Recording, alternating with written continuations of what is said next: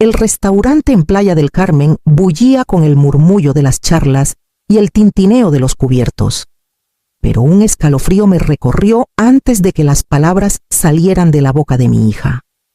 Alejandra, de pie al frente de la larga mesa, alzó su copa de champán, su rostro iluminado por la tenue luz dorada.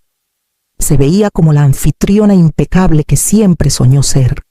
Por mi hijo, Julián comenzó, con una sonrisa hacia él, vestido con un traje impecable. Luego, sus ojos recorrieron la mesa hasta posarse en mí. Su voz no se alzó. Cortó.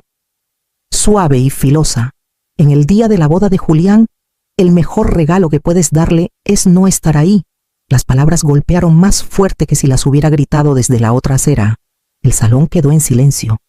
Esteban, mi yerno, mantuvo la vista fija en su plato, como si las vetas de la porcelana pudieran revelar algún secreto.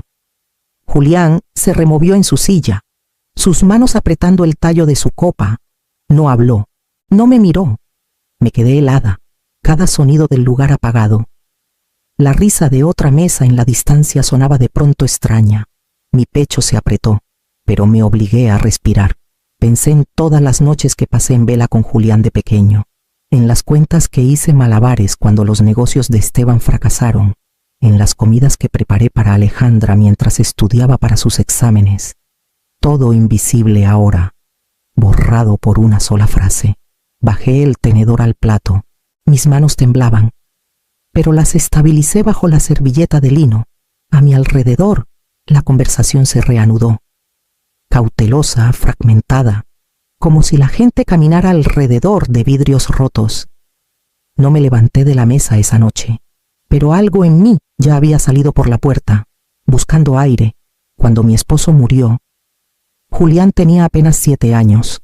Alejandra acababa de empezar su maestría en la Universidad de Guadalajara, y Esteban luchaba por mantener a flote su pequeño negocio inmobiliario. Todo debería haberse derrumbado en ese momento, pero, de alguna manera, no lo hizo. Tomé horas extra en la biblioteca comunitaria, saqué los pocos ahorros que teníamos y aprendí a estirar cada peso hasta que casi se rompía. La infancia de Julián se construyó sobre esos esfuerzos ocultos. Preparaba sus almuerzos antes del amanecer. Me sentaba con él a hacer la tarea y lo llevaba a sus entrenamientos de fútbol en un coche que tosía humo cada vez que giraba la llave. Nunca supo que los tacos en sus pies venían del dinero que ahorré al saltarme comidas. Solo sabía que su abuela nunca se perdía un partido. Alejandra, mientras tanto, navegaba por su programa como si el éxito fuera algo seguro. Los cheques de la colegiatura llevaban mi firma, aunque ella se aseguraba de contarles a sus compañeros que Esteban se encargaba de todo. Cuando el negocio de Esteban tambaleó tras la crisis inmobiliaria, saqué lo último de mi fondo de retiro para ayudar con su hipoteca. Todo bajo la fachada de un préstamo a corto plazo. Ese préstamo nunca se pagó. Pero la historia que se contó después fue que Esteban los había sacado adelante con su planeación estratégica. Guardé mi verdad entre las páginas de un álbum de cuero pesado. Cada recibo, cada foto, cada nota de los maestros de Julián, agradeciendo mi presencia cuando sus padres no podían. Yacían planos contra papel amarillento. Junto a ellos, pétalos prensados de flores que guardé de cumpleaños, recitales y graduaciones. Recuerdos de momentos fugaces que preservé porque nadie más lo haría. Para Alejandra, esos años se convirtieron en una historia pulida de su determinación y el ingenio empresarial de Esteban. Para mí, fueron noches de agotamiento y mañanas de resolución, hilos invisibles que sostenían todo en pie. Ahora, mirando al otro lado de la mesa, con su copa alzada contra mí, entendí cuán fácilmente había borrado mi mano de la historia, y con ese entendimiento llegó el primer destello de un pensamiento que nunca me había permitido antes. ¿Qué pasaría si finalmente dejaba de sostenerlo todo? Mucho antes de que Alejandra decidiera que debía desvanecerme, yo ya cargaba con el peso de sus grandes planes. El contrato del hotel en Cancún llevaba mi firma porque mi crédito era sólido cuando el suyo no lo era. El florista, un viejo conocido de la preparatoria de Julián, solo aceptó reservar miles de pesos en orquídeas después de que yo puse el depósito. La empresa de banquetes trataba casi exclusivamente conmigo, confiando en la voz que había confirmado innumerables eventos a lo largo de los años. Incluso la banda, un cuarteto reservado con meses de antelación, enviaba sus horarios y facturas directamente a mi correo. Cada llamada, cada firma, cada mensaje de medianoche pasaba por mí. A Alejandra le gustaba hablar de su visión, pero las visiones solas no garantizan entregas ni cuentas saldadas. Ella aparecía en pruebas de vestido y degustaciones, deslumbrando a todos con su confianza, mientras yo me sentaba en silencio detrás de escena, sosteniendo los hilos en la mesa. Cuando dijo que no debía estar ahí, casi me reí de la ironía. Yo estaba en todas partes en esa boda, escrita en contratos y alineada en hojas de cálculo, sin mi nombre. El florista no abriría sus refrigeradores. El banquetero no encendería sus hornos. Los músicos no afinarían una sola cuerda. El pensamiento se asentó pesado en mi pecho. Yo era la columna silenciosa de una celebración que ya no se me permitía presenciar. Durante años creí que mi fuerza estaba en ser útil, en asegurarme de que nadie más tropezara, pero mientras miraba mis manos cruzadas, sentí el extraño tirón de una posibilidad distinta. ¿Qué pasaría si me apartaba? Si la mano invisible que lo había sostenido todo simplemente soltaba una semana después. Nos reunimos en la casa de los padres de Esteban para una cena más íntima. La mesa estaba puesta con plata pulida, el tipo de formalidad que Alejandra amaba. Un despliegue para impresionar. Me mantuve en el extremo de la mesa, hablando poco, escuchando más. La conversación giraba en torno a la boda, menús, flores, listas de invitados, y cada mención del evento me recordaba el lugar que no debía ocupar. Cuando recogieron los platos para el postre, encontré el valor para hablar. Mi voz fue suave, pero firme. Alejandra, dije, entiendo tus preocupaciones, pero tal vez podría sentarme en silencio, solo como invitada, en la última fila. Prometo que no llamaría la atención. Su tenedor se detuvo en el aire. Luego lo colocó con cuidado sobre la porcelana. Me miró con la misma certeza serena que había mostrado en el restaurante. Mamá, no podemos arriesgar un bochorno. ¿Sabes lo importante que es esto para Julián, para los contactos de Esteban? Es mejor así. Esteban no dijo nada, sus manos cruzadas en el regazo, la mirada fija en el mantel. Julián se movió en su silla, su boca abriéndose como para hablar, pero luego se cerró. Su silencio cortó más profundo que cualquier palabra. En ese momento sentí la verdad más clara que nunca. Alejandra no temía que la avergonzara. Temía que mi presencia, mi historia, mi prueba silenciosa de todo lo que había hecho, contrastara con la historia que ella había construido. Me necesitaba fuera no porque fuera una vergüenza, sino porque era evidencia. Esa noche regresé a casa con la decisión ya formándose. Pesada pero inevitable, le daría exactamente lo que pedía. Esa noche, la casa estaba en calma, cada lámpara atenuada. El único sonido era el zumbido del aire acondicionado, llenando las habitaciones que ya no sentía mías. Me moví en silencio, cuidadosa de no perturbar la quietud, aunque nadie lo habría notado si lo hubiera hecho. Mi maleta yacía abierta en la cama. Su tela desgastada por años de uso la llené con poco algo de ropa. Mi suéter gastado, la foto enmarcada de Julián en su graduación universitaria. Por último, deslicé mi álbum al centro, prensándolo contra la ropa como si los recuerdos mismos necesitaran protección. Cada página de ese libro era testigo de sacrificios que nadie más se molestó en recordar. Recibos desvaídos por el tiempo, notas de maestros, flores secas prensadas de eventos donde estuve en las sombras. Era pesado, no en peso, sino en verdad, y no podía dejarlo atrás. Cerré la maleta lentamente, el sonido inusualmente fuerte en la habitación silenciosa. Por un momento me senté al borde de la cama, con las manos cruzadas, dejando que el dolor me envolviera. No era repentino, se había acumulado durante años, pero ahora se asentaba en una certeza final. En la puerta principal me detuve. Mi mano se quedó en la perilla, sintiendo el metal frío bajo mi palma. Luego la abrí. Salía la noche húmeda y la cerré tras de mí.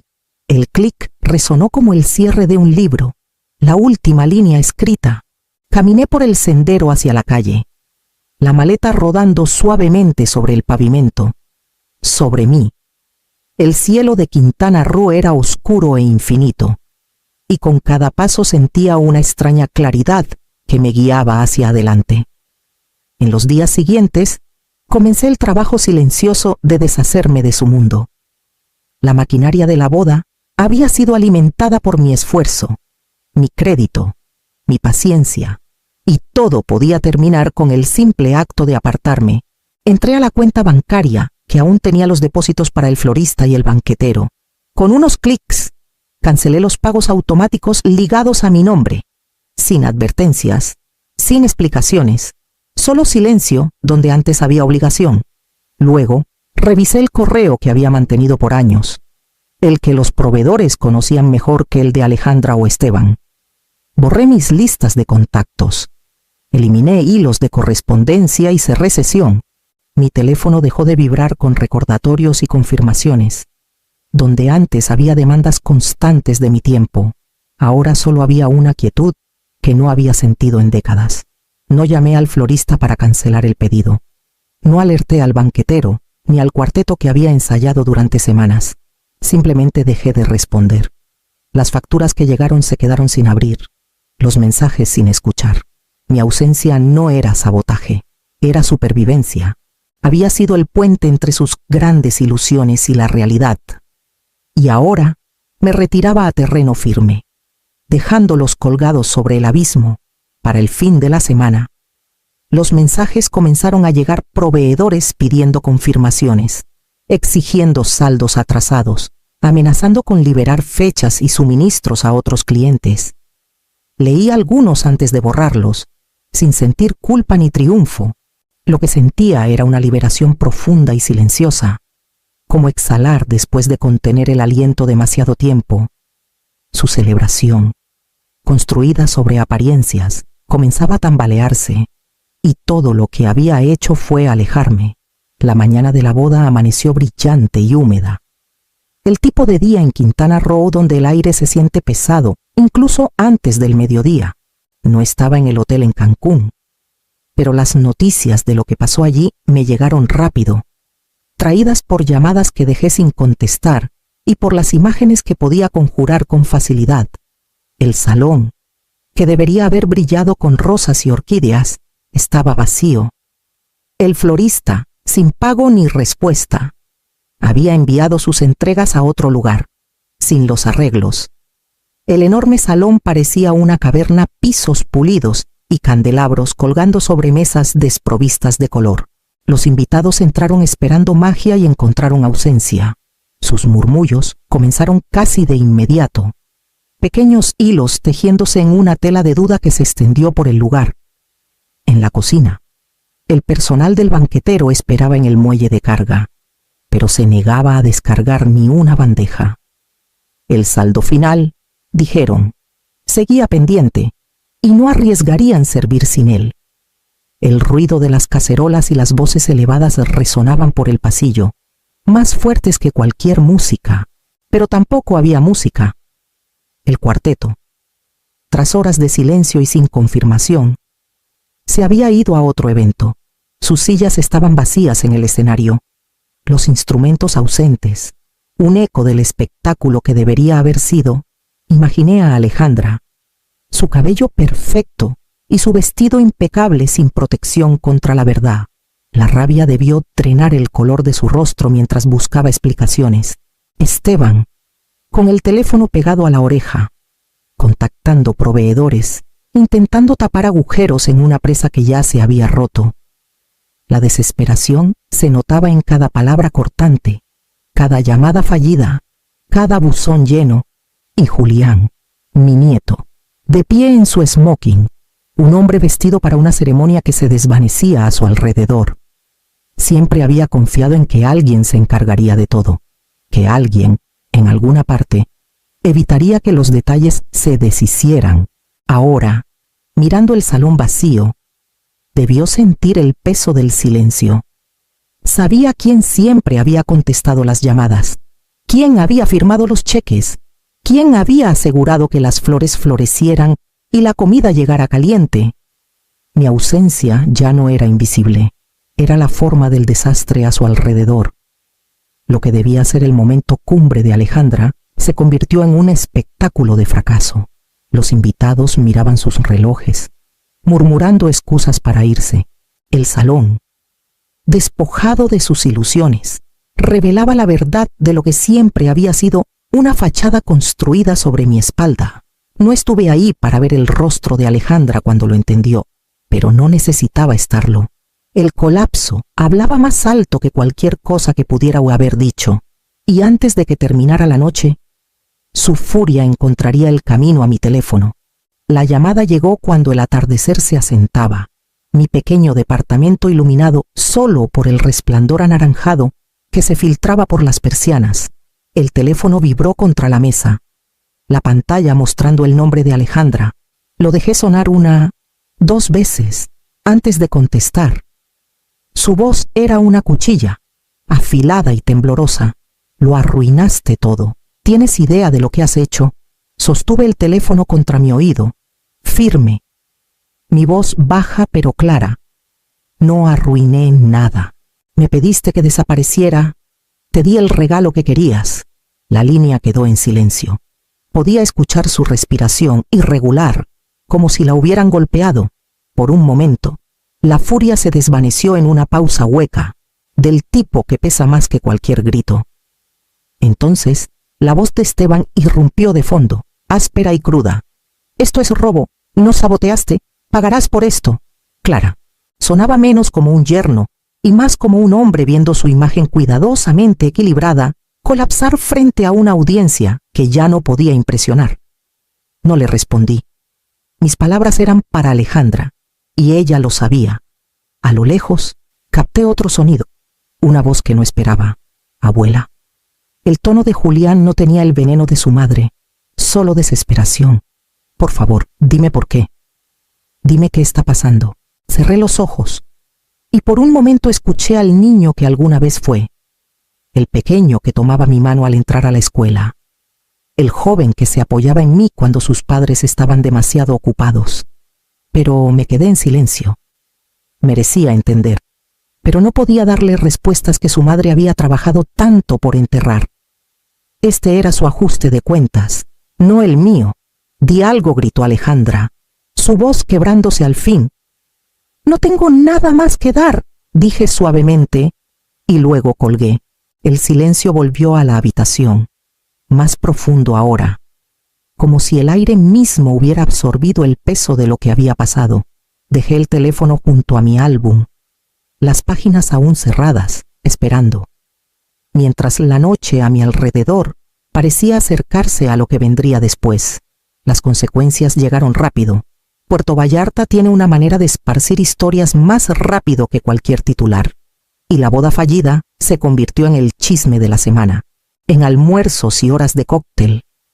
Los susurros se extendieron por la ciudad como la boda de los Morales se había desmoronado en un salón vacío, los invitados varados sin flores, comida ni música.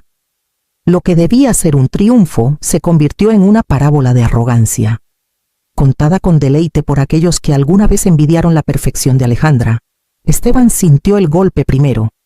Su empresa dependía de la confianza, de que los inversionistas creyeran que podía manejar los detalles con precisión. En días, 2 contratos fueron cancelados. Para fin de mes, un gran inversionista retiró su apoyo por completo. El colapso de una boda pudo haber sido una vergüenza privada, pero en su mundo se convirtió en evidencia de falta de fiabilidad. Cada negocio perdido cortaba más profundo que cualquier insulto. El castigo de Alejandra fue más lento, más personal. Los amigos que alguna vez orbitaban cerca comenzaron a alejarse. Las invitaciones se agotaron. Los vecinos giraban la cabeza en el supermercado. Los conocidos sonreían con frialdad antes de apartarse. Para una mujer que había construido su identidad en la admiración, el silencio era insoportable. Ya no era la anfitriona que todos querían complacer, sino la advertencia susurrada tras manos cuidadas. Julián intentó al principio defenderla, pero el recuerdo de sus palabras, su insistencia en que mi ausencia era mejor que mi presencia, se hacía más pesado con cada relato del desastre de la boda. Dejó de llamar con tanta frecuencia, eligiendo en cambio construir distancia. Supe por otros que se había mudado, buscando espacio lejos del rencor de sus padres. Por eso sentí tristeza, pero no arrepentimiento. Desde mi pequeño departamento en Mazatlán, observé la tormenta arrasar sus vidas como un huracán del que ya había evacuado. Leí los artículos, escuché fragmentos de chismes en cafés y no sentí ninguna urgencia por intervenir. No me regodeé, no celebré, simplemente dejé que la verdad se desplegara a la vista. Como siempre lo hace cuando las fachadas se derrumban, pasaba mis noches con el álbum abierto sobre la mesa. Los pétalos prensados planos contra las páginas, testigos silenciosos de una vida de esfuerzo que nadie había reconocido. No lloré su caída, pero tampoco la celebré. Solo respiré, libre del peso que había cargado por demasiado tiempo, y dirigí mis pensamientos hacia lo que vendría después. Pasaron los meses, y con ellos, los bordes afilados del dolor se suavizaron en algo más tranquilo, casi tierno. Me instalé en un modesto departamento en Mazatlán, lejos de los céspedes cuidados y las fachadas brillantes de Puerto Vallarta. El lugar era pequeño, pero era mío. La luz del sol entraba por las amplias ventanas por la mañana, y el aire olía a sal que llegaba desde la bahía. Encontré trabajo en el centro comunitario, enseñando diseño floral a quien quisiera aprender, jubilados buscando un nuevo oficio, madres jóvenes ansiosas por crear algo bello con sus manos, incluso adolescentes que se sorprendían de su paciencia por los detalles. Por primera vez en mi vida, mi nombre aparecía en las listas de inscripción, en los volantes pegados en las puertas. Cuando un estudiante se iba con un arreglo, sabía quién lo había enseñado, de quién era la guía que daba forma a cada tallo y pétalo. Al principio, se sentía extraño reclamar el crédito, ver mi trabajo ligado a mi propia identidad, en lugar de plegado a la historia de alguien más, pero con el tiempo se volvió natural, incluso necesario. Cada lección, cada ramo, era una pequeña afirmación de que aún tenía más para dar, en mis propios términos, no en los suyos. A veces, cuando abría el salón temprano en la mañana, pensaba en Alejandra, en Esteban, en los escombros que debían manejar. No sentía deseos de volver, ni anhelo de ser vista por ellos. Mi silencio había hablado donde las palabras nunca pudieron. Al abrir las páginas de mi viejo álbum una noche, los pétalos parecían más suaves, casi más ligeros, como si ellos también hubieran sido liberados, y entendí al fin mi desaparición no fue su regalo, fue el mío.